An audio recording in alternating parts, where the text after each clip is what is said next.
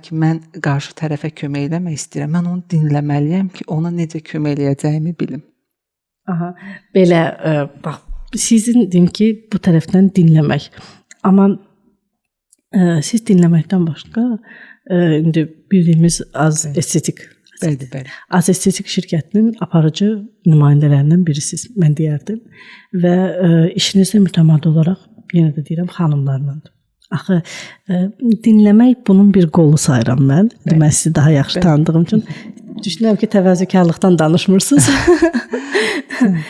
Öz üstünüzdəki çalışmaları istəyirəm deyəsən. Yəni, bugün dinləyə bilmək, bugün hamımız baxırıq, amma görə bilmirik. Görə bilmək üçün müəyyən bir təkamülü keçmək lazımdır ki, sən görəsən.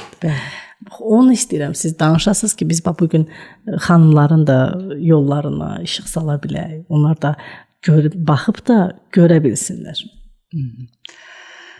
Deməli, Aytən xanım, 2013-dən üzü bugünkü günümüzə qədər hər zaman araşdırmaq, insan məndən ötürü hər zaman çox belə deyim də sirli varlıq olub. İnsanı araşdırmağı sevmişəm.